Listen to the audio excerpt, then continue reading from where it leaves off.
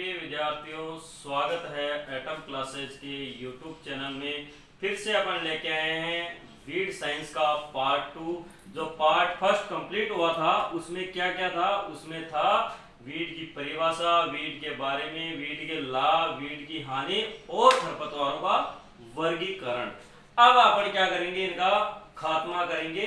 तो वो उसमें क्या आएगा? खरपतवार नियंत्रण। अब अपन इनको कंट्रोल करेंगे और उनको कंट्रोल करने के कौन कौन से तरीके अपनाए जा सकते हैं, इसके बारे में अपन बात करेंगे। जो पिछले वीडियो में आपको समझ में आ गया होगा, उसका वर्गीकरण वगैरह बहुत इजी था। अब अपन बात करेंगे खरपतवार नियंत्रण। अब अपन लिखते हैं खरपतवार नियंत्रण, वीड कंट्रोल। देखो, यदि अपन बात कर रहे हैं खरपतवार नियंत्रण की, तो खरपतवार नियंत्रण है जिस भी रसायन से किया जाता है तो उसको क्या कहते हैं? खरपतवार नियंत्रण करने वाला रसायन। खरपतवारों को नियंत्रित करने वाला रसायन, ये क्या कहला जाता है? क्या कहलाता है? खरपतवार नाशी या खरपतवार नाशी। इसको बोलते हैं हर्बिसाइड, है ना?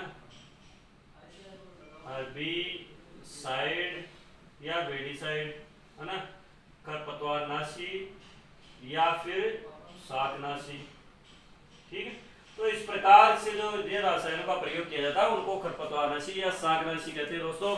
अब अपन पॉइंट पे आते हैं कि यदि अपन कैसे कई बार पूछा जाता है कि सबसे पहले वह कौन सा रसायन है या खरपतवार नाशी है जिनका प्रयोग है वो खरपतवारों को नष्ट करने के लिए किया गया था, तो वो दोस्तों है 2,4-D। सबसे पहला, है ना, पहला फर्स्ट जो 2,4-D है जिसका प्रयोग इस में खरपतवार नियंत्रण के लिए किया गया था। और इसको इसकी फुल फॉर्म है 2,4-डाइक्लोरो फिनॉक्सी एसिटिक एसिड। तो इस प्रकार है ये, इसकी 2,4-D फॉर्म है, इसको सबसे पहले प्रयोग किया गया था। यदि क्वेश्चन एक कई बार ऐसे आता है कि वह 2,4-D वह कौन सा रसायन है जिसका प्रयोग शाकनाशी के रूप में किया जाता है या खरपतवार नाशी के रूप में किया जाता है और उसका प्रयोग है वो जो पादप वर्धी नियंत्रक के रूप में भी किया जाता है, ग्रोथ हार्मोन के रूप में भी किया जाता है, तो वो कौन है? 2,4-D। यदि 2,4-D की मात्रा 20 ppm 20 ppm से कम है तो वो क्या काम करेगा? ग्रोथ रेगुलेटर का काम करेगा, वर्धी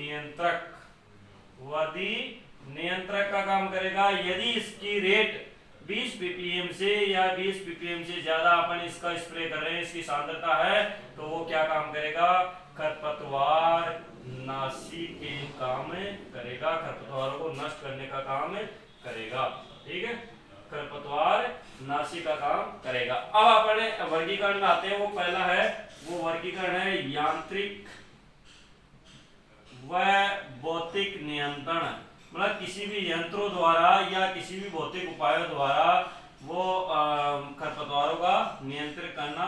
यांत्रिक व भौतिक उपाय, है ना, या नियंत्रण एक ही बात है। इसमें पहला है वो है जो अपनी भूपरिष्करण प्रक्रियाएं, भूपरिष्करण क्रियाएं।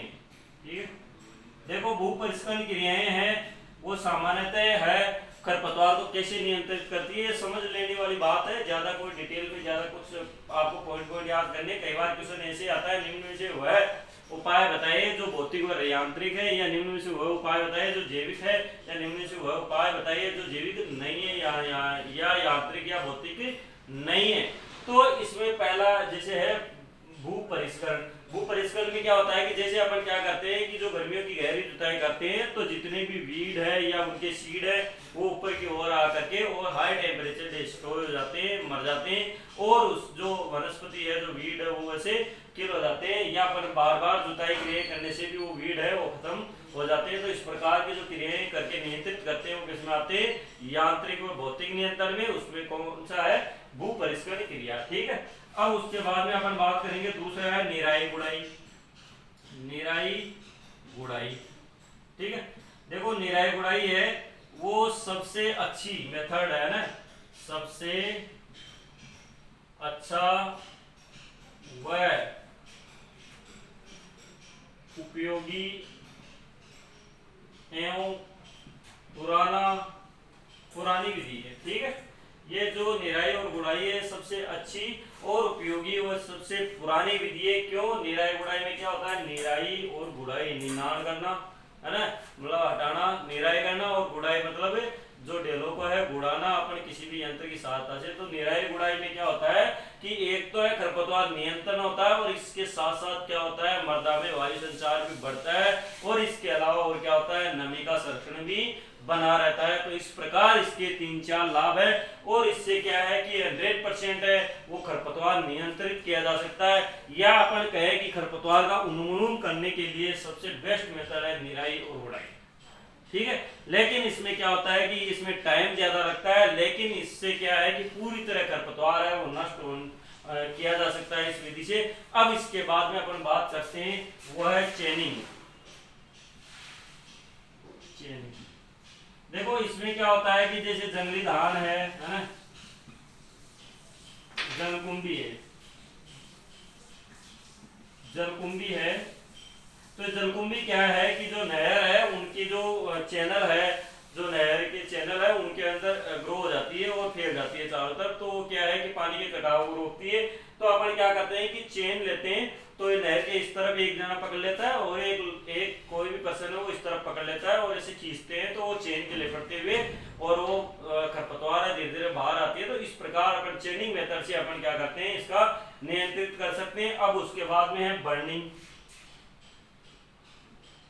जलाकर बोल सकते हैं उसको ना, जलाकर। इसमें क्या किया जाता है कि यदि खरपतवार को 1000 डिग्री सेंटीग्रेड तापमान पर रखा जाता है तब उसका नियंत्रित किया जा सकता है, उसको जलाकर नियंत्रित कर सकते हैं अपन साधारणतः। जैसे मान लो उसका मृदा का टेम्परेचर बढ़ा करके, और इसको अपन कंट्रोल भी कर सकते हैं। अब उसके बाद में आता है सोइल सोलराइजेशन, मृदा सोरीकरण, मृदा सोरीकरण, सोइल सोलराइजेशन। देखो ये बहुत ही इंपॉर्टेंट मेथड है, इसमें बहुत सारे हैं। खरपतवार नियंत्रण के अलावा ये रोग और कीटों के नियंत्रण में भी काम आता है। इसमें क्या किया जाता है कि या तो अपन क्या करते हैं कि गर्मियों में गहरी जुताई कर ली, गर्मियों में गहरी जुताई करने के बाद में या तो उसमें प्लास्टिक बिछा करके और टेम्परेचर को बढ़ाया जा सकता है, या फिर उसमें क्या किया जाता है कि थोड़ा बहुत पानी का छिड़काव करके उसको किसी भी प्रकार से टेम्परेचर को बढ़ा करके और उसमें उपस्थित जितने भी खरपतवार होते हैं वह नियंत्रित हो सकते हैं। क्योंकि उसमें क्या होता है कि टेम्परेचर जो है वो कम से कम 5 से 10 डिग्री सेंटीग्रेड है, वो सामान्य से ज्यादा बढ़ाया जाता है। और इसका खोज करता है वो है यदुराज, खोज करता वो है यदुराज। ठीक है, और इसका टेम्परेचर है वो सामान्य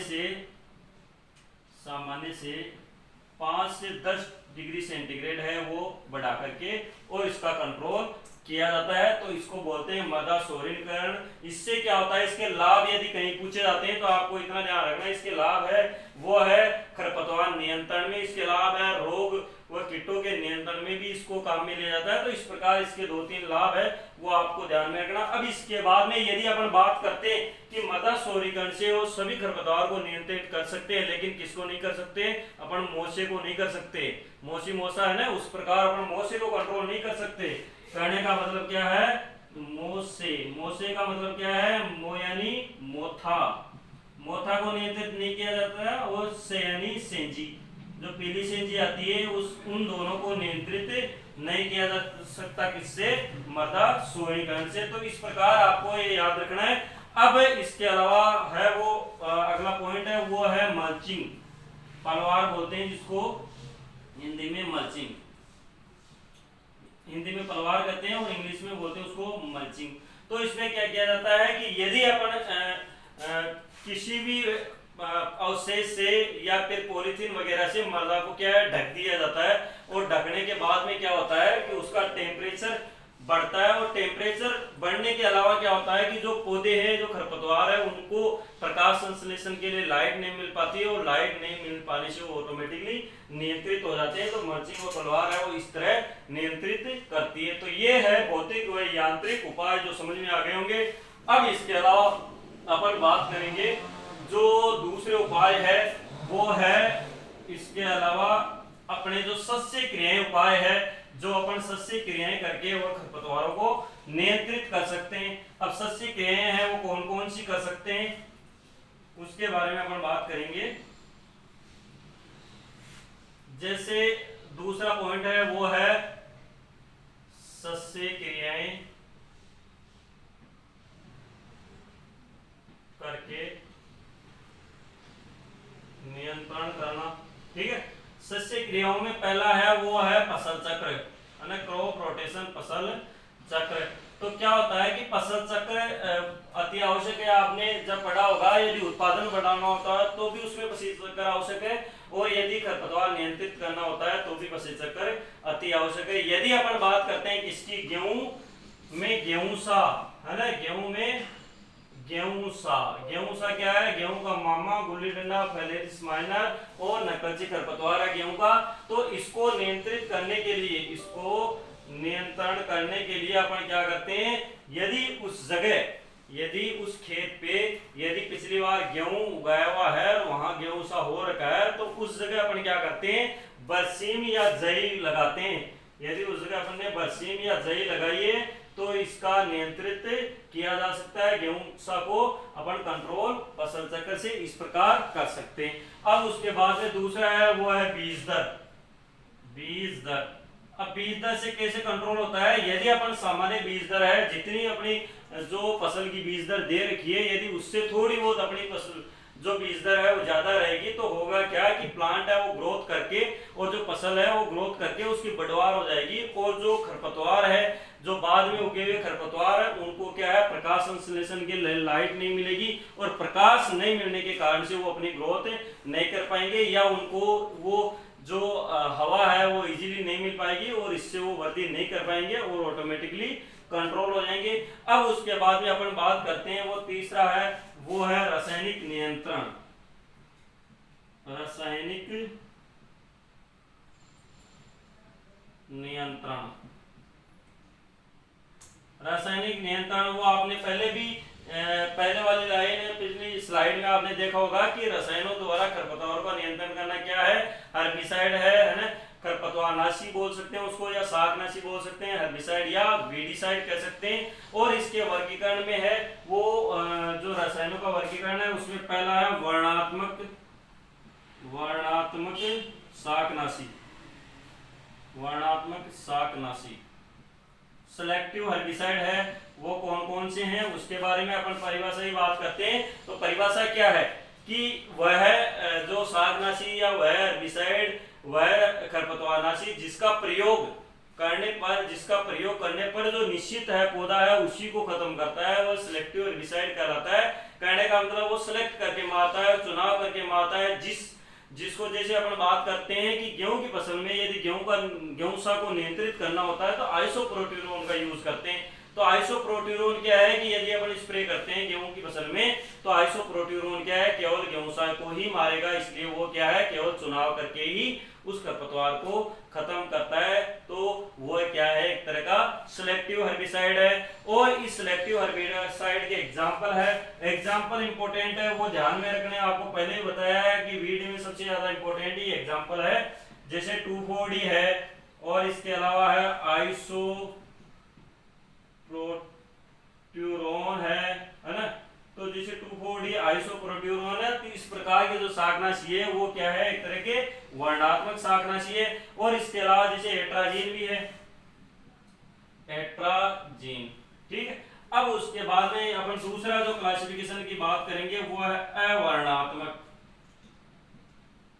अवर्णात्मक शाकनाशी। अवर्णात्मक शाकनाशी क्या है, वह जो केमिकल, वह रसायन जो खरपतवारों को नष्ट करते हैं, लेकिन बिना किसी चुनाव किए हुए ही नष्ट करते हैं, या भले ही वो खरपतवार हो या फिर फसल हो, किसी भी प्रकार की वनस्पति होती है वो पूरी तरह नष्ट करने के लिए अवर्णात्मक शाकनाशियों का प्रयोग किया जाता है। यदि अपन ऐसे कहें कि बंजर भूमियों के लिए सबसे उपयोगी निम्न में से रसायन है तो वो कौन सा है? अवर्णात्मक शाकनाशी है। तो इसके एग्जाम्पल आपको ध्यान में रखने हैं, वो है जीडीपी। जीडीपी का तो नाम सुना होगा, जी यानी ग्लाइफोसेट, ग्लाइफोसेट।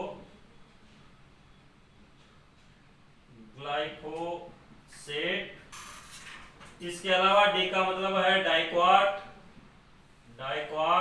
और पी का मतलब है पैराक्वाट। ठीक है, तो ये क्या है? नॉन सिलेक्टिव हेर्बिसाइड है, अवर्णात्मक रसायन है, अवर्णात्मक शाकनाशी है, जिनका प्रयोग अपन क्या करते हैं? बंजर भूमियों को सुधारने के लिए या इनका प्रयोग किया जाता है अवर्णात्मक शाकनाशियों को। ये क्या है? किसी को चुनाव नहीं करता है, ये फसल हो या फिर खरपतवार हो, सभी को नष्ट करने का काम करता है। अब उसके बाद में करते हैं अपन बात है, वो तीसरा है, वो क्लासिफिकेशन है, वो है ए बी और सी से चलते हैं अपन। तो जो सी है वो क्लासिफिकेशन है, वो है संपर्क शाकनाशी। संपर्क शाकनाशी क्या होते हैं? कि वह शाकनाशी, वह रसायन जिनका अपन प्रयोग करने पे केवल जिस पार्ट पे अपन प्रयोग किया, जैसे मान लो कि अपन ने, जैसे प्लांट है और इस प्लांट पे क्या किया है कि अपने जो ये लीव्स है और इस शाखाओं पे मान लो कि ये लीव्स है, तो केवल यदि वो हर्बिसाइड है जिस पार्ट के कांटेक्ट में आएगा उसको ही नष्ट करता है। ठीक है, और इसके अलावा अदर पार्ट है और रह ही जाता है। जैसे मान लो कि ये जो शाकनाशी का प्रयोग किया गया है और इसका एग्जाम्पल की यदि अपन बात करते हैं तो इसका एग्जाम्पल क्या है? डाइक्वाट पैराक्वाट ही है ना, डाइक्वाट और पैराक्वाट है ना। तो डाइक्वाट और पैराक्वाट है, तो इनका प्रयोग यदि अपन कर रहे हैं तो मान लो कि ये इस पार्ट के कांटेक्ट में आया, ठीक है, तो इस पार्ट के कांटेक्ट में आने से पौधे का केवल ये भाग ही है, ये जल करके नष्ट हो जाएगा और जो ये पार्ट है ये ऐसा का ऐसा बचा रहेगा। या फिर मान लो कि इस जगह से ये पूरा कांटेक्ट में आने से ये भाग है पूरी तरह नष्ट हो गया, लेकिन ये फिर वापस अपनी ग्रोथ कर सकता है। तो इस प्रकार है, ये पूरी तरह पौधा है वो नष्ट नहीं होता संपर्क शाकनाशी से। यदि अपन दूसरे बात करते हैं इसके अलावा, वो स्थानांतरण शाकनाशी, स्थानांतरित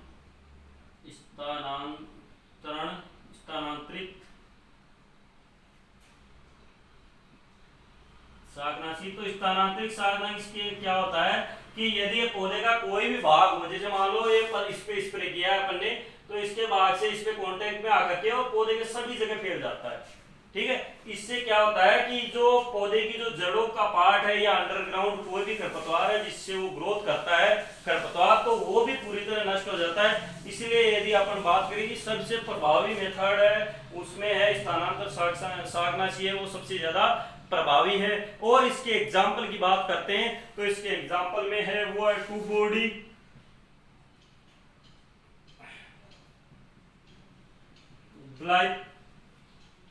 ग्लाइफोसेट। देखो आपको ये ध्यान रखना है कि ग्लाइफोसेट क्या क्या है, एक तो अवर्णात्मक शाकनाशी है और एक स्थानांतरण शाकनाशी है, दोनों का काम करता है ग्लाइफोसेट। समझ में आ गया? अब इसके अलावा एट्राजीन है,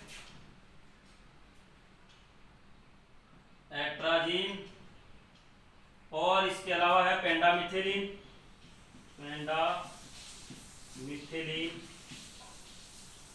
पेंडामिथेलिन देखो, यदि अपन बात करते हैं पेंडामिथेलिन की, तो सबसे ज्यादा सेफेस्ट, कहने का मतलब सबसे ज्यादा सुरक्षित है वो शाकनाशी कौन सा है? तो सबसे ज्यादा सुरक्षित शाकनाशी है पेंडामिथेलिन। यदि अपन प्रभाव की बात करते हैं 2,4-D, तो 2,4-D का प्रभाव भूमि में कितने दिनों तक रहता है? तो 2, 4 और डी, तो डेज होते हैं, लेकिन इसको डेज न मान करके और उसको वीक मानते हैं। कहने का मतलब 2 से 4 सप्ताह तक इसका प्रभाव रहता है। तो इस प्रकार है शाकनाशियों का प्रभाव जमीन में अलग अलग रहता है। तो पेंडामिथेलिन में सबसे सुरक्षित शाकनाशी है। यदि अपन दिलैनी और तिलैनी की बात करते हैं तो दिलैनी और तिलैनी में है वो पेंडामिथेलिन और फ्लुक्लोरीन है, उस खरपतवारनाशी का सर्वाधिक प्रयोग किया जाता है। इसके अलावा यदि पहला फ्लुक्लोरीन है, इसका प्रयोग यदि नहीं अवेलेबल होता है तो पेंडामिथेलिन है उसका प्रयोग अपन करके, और दिलैनी और तिलैनी जो फसलें होती है उनमें सभी खरपतवारों को नियंत्रित किया जा सकता है। अब इसके अलावा अपन बात करते हैं, वो करते हैं बुआई से पूर्व है, मतलब जो प्रयोग का समय है शाकनाशियों का है वो प्रयोग के समय के आधार पर वर्गीकरण है। तो उसमें पहला है बुआई से पूर्व है, या इसी में जोड़ दिया गया है इसको, बुआई से पूर्व है ना। प्री सोइंग, बुआई से पूर्व है वह रसायन जिसका प्रयोग है वो फसल की बुआई से पूर्व किया जाता है, उनको प्री इमर्जेंस रासायन कहा जाता है, या प्री सोइंग है वो हर्बिसाइड कहा जाता है। और उसमें कौन कौन से आते हैं, उसमें आते हैं फ्लूक्लोरिलीन और ट्राइफ्लूरिन। मेन तो है फ्लूक्लोरोलीन,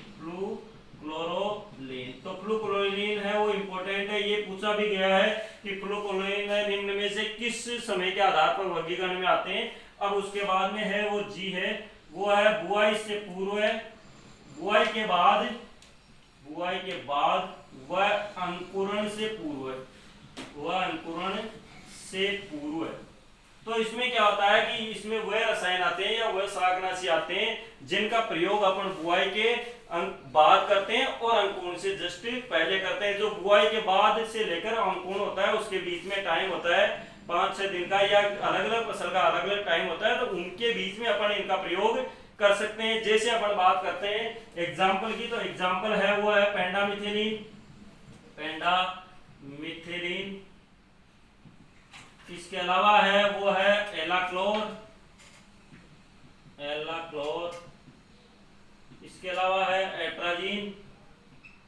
तो इस प्रकार के जो शाकनाशियों का प्रयोग है वो अपन क्या करते हैं, जो अपन ये तो था जो प्री सोइंग, ये होता है प्री इमरजेंस से पहले, अंकुरण से पहले, बुआई के बाद में, ठीक है। इस प्रकार है। यदि अपन बात करते हैं किसकी, अंकुरण के बाद, अब अंकुरण के बाद भी अपन जो शाकनाशी का प्रयोग कर सकते हैं वो कौन कौन से हैं। अंकुरण के बाद में है वो किस किस का प्रयोग कर सकते हैं अपन। अंकुरण के बाद है वो 2,4-D है ना।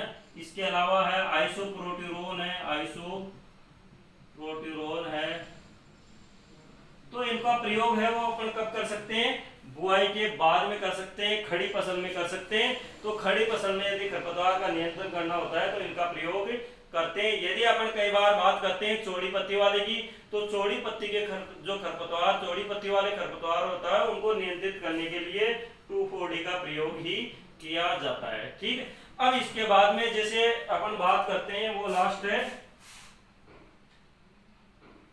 अब वो है ले बाई प्रयोग का मतलब ये होता है कि अंतिम जो निराई गुड़ाई होती है, लास्ट की जो निराई गुड़ाई होती है, उसके बाद किसी भी खरपतवार नाशी का प्रयोग करना क्या कहलाता है, ले बाई प्रयोग कहलाता है। और इसके एग्जाम्पल है वो है 2,4-D, इसका एग्जाम्पल है वो है 2,4-D। तो इस प्रकार है वो रासायनिक नियंत्रण में है वो आपका वर्गीकरण आ गया, यह आपको समझ में आ गया होगा। अब इसके बाद में अपन बात करेंगे वो करेंगे जैविक नियंत्रण, ठीक है।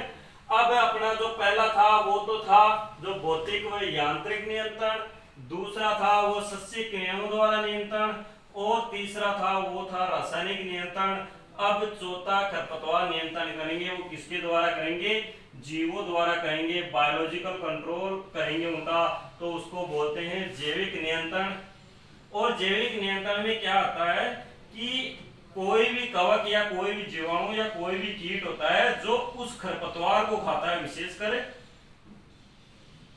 और उस खरपतवार को खा करके और उसको नष्ट कर देता है, तो इस प्रकार उसका कंट्रोल करना क्या कहलाता है, जैविक नियंत्रण में कहलाता है। यदि अपन जैविक नियंत्रण में सबसे पहले बात करते हैं जैविक नियंत्रण, बायोलॉजिकल कंट्रोल, यदि इसमें सबसे पहले बात करते हैं कि निम्न में से वह कौन सा रसायन है जिसका प्रयोग जैविक नियंत्रण में सबसे पहले किया गया था, तो वो यदि खरपतवार की बात करते हैं तो खरपतवार है लेंटाना कैमरा। तो लेंटाना कैमरा को 1902 में सबसे पहले बायोलॉजिकल कंट्रोल किया गया था, किससे, क्लोस्ट्रीडियोमा लेंटाना नामक बक्सक कीट द्वारा, ठीक है। तो ये जो जैविक नियंत्रण है पहली बार है, वो फर्स्ट टाइम है, वो किसका किया गया था, लेंटाना कैमरा का 1902 में। एक होता है स्टारवेशन टेस्ट, जो स्टारवेशन टेस्ट होता है ये किस लिए काम में लिया जाता है, ये खरपतवारों इसी में काम में लिया जाता है खरपतवार नियंत्रण में। इसमें क्या होता है कि जो बायो एजेंट होते हैं, बायो एजेंट का मतलब क्या होता है कि जो इनको खाते हैं, जैसे मान लो कोई भी लेंटाना कैमरा का जो पौधा है उसको खाने वाला कोई कीड़ा है, उसको बायो एजेंट बोलते हैं। वो कीड़ा भी हो सकता है या कवक भी हो सकती है, जीवाणु भी हो सकता है, कोई भी बायो एजेंट हो सकता है जो लिविंग हो, ठीक है, जो जीवित हो, जो उसमें जीव हो। तो इस प्रकार के बायो एजेंट होता है, तो उसकी आदतों का टेस्ट करने के लिए जो काम में लिया जाता है वो स्टारवेशन टेस्ट होता है। तो अपन कह सकते हैं बायो एजेंटों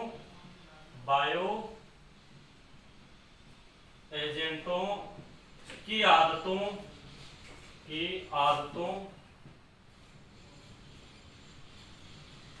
को जानने में उपयोगी, ठीक है। उनकी जो आदतें हैं उनको जानने के लिए इसको काम में लिया जाता है, इस टेस्ट को इसलिए क्या कहते हैं कि बायो एजेंट टेस्ट कहते हैं। आदतों का मतलब खाने की आदत है ना, खाने की आदतों, ठीक, इसको स्टारवेशन टेस्ट करते हैं। अब इसका अपन बात करते हैं, इसको माइक्रो हर्बिसाइड्स बोलते हैं, जिनको माइक्रो हर्बिसाइड का मतलब यह है कि जो माइक्रो एजेंट होते हैं जिनके द्वारा हर्बिसाइड का कंट्रोल किया जाए उनको माइक्रो हर्बिसाइड कहते हैं। अब यदि अपन बात करें कि कुछ माइक्रो हर्बिसाइड है जिनका प्रयोग है वो आजकल किया जाता है, उनके बारे में अपन देखते हैं। माइक्रो हर्बिसाइड है ना। और इसके अलावा है वो है उपयोग, किस किस में किया जाता है उपयोग। तो माइक्रोस्पीसाइड में पहला है वो है, जो अपन माइक्रोस्पीसाइड का मतलब होता है कोई भी कवक द्वारा या किसी भी बायो एजेंट द्वारा अपन को कंट्रोल करना। तो पहला है जिसे है डिवाइन एग्जांपल यही पूछा जाता है कि निम्न से माइक्रोस्पीसाइड कौन सा है। तो इसका कंट्रोल है वो नींबू वर्गीय पौधों में खरपतवार नियंत्रण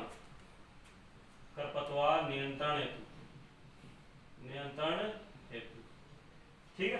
तो इसका प्रयोग किया जाता है। इसके अलावा यदि अपन बात करें बायोपोलेरिस,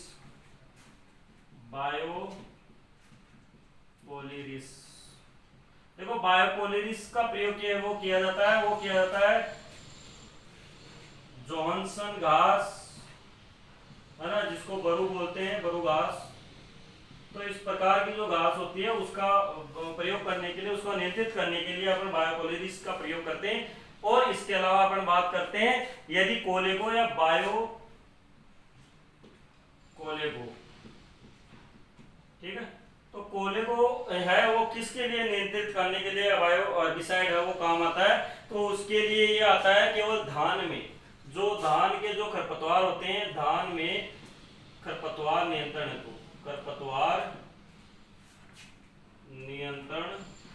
हेतु। तो धान में कौन सा होता है मुख्यतः, या तो जंगली धान हो सकता है या जलकुंभी भी हो सकती है। तो इन दो प्रकार के जो हर्बिसाइड है, दो प्रकार के जो वीड है उनको कंट्रोल करने के लिए इसको कोलेगो को काम में लिया जाता है। अब लास्ट की जो पार्ट आता है उसमें अपन बात करते हैं जैसे कौन सा हर्बिसाइड है वो कब आया, कौन सा वीड हो कब आया और कहां से आया, और उसका बायो एजेंट या भक्षक कीट कौन सा है ना। कीटों द्वारा नियंत्रित, ये तो किसी कवक द्वारा नियंत्रित कर सकते हैं इनको, या किसी जीवाणु द्वारा। यदि अपन बात करते हैं कीटों द्वारा, तो कीटों द्वारा में कौन कौन से हैं और कब आए। पहले कौन सी सन में आए, ठीक है। फिर उसके बाद में बात करेंगे अपन खरपतवार, कौन कौन सा खरपतवार है, खरपतवार का नाम। फिर उसके बाद में आता है भक्षक कीट मतलब कौन से कीट है जो भक्षक का काम करते हैं उनका नाम। और फिर आता है देश, मतलब कहां से वो आया है ना। अब इसमें आता है पहला है जैसे 1921, तो 1921 से चालू होता है। तो 1921 में लेंटाना कैमरा, ठीक है, लेंटाना कैमरा है ना, उसका नियंत्रण हेतु है वो कीट का नाम था, उसका नाम है क्रोसिडोसिमा लेंटाना, ठीक है। तो जो क्रोसिडोसिमा लेंटाना है तो ये कीट है, ये किसको खाता है, लेंटाना कैमरा को खाता है, ठीक है, इसको नियंत्रित करने का काम करता है। अब ये कहां से आया, ये आया मेक्सिको से, कहां से आया, मेक्सिको, ठीक है। अब उसके बाद में अपन बात करते हैं दूसरे की, तो वो है 1926 में। 1926 में खरपतवार का नाम है वो है नागफनी। तो नागफनी को नियंत्रित करने के लिए है वो है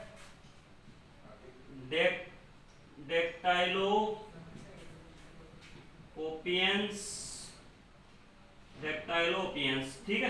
तो ये है, ये किसको नियंत्रित करता है, नागफनी को। और ये कहां से आया, ये जो नियंत्रित करने वाला ये आया श्रीलंका से। कहां से आया, श्रीलंका से कूद करके आया ये। और इसके अलावा है, यदि अपन बात कर रहे हैं तीसरा 1982 है ना, तो 1982 में है वो है जलकुंभी, जलकुंभी, ठीक है। और जलकुंभी का है वो भक्षक कीट है, वो कौन सा है, वो है जो निकोटियाना ब्रूची, निकोटियाना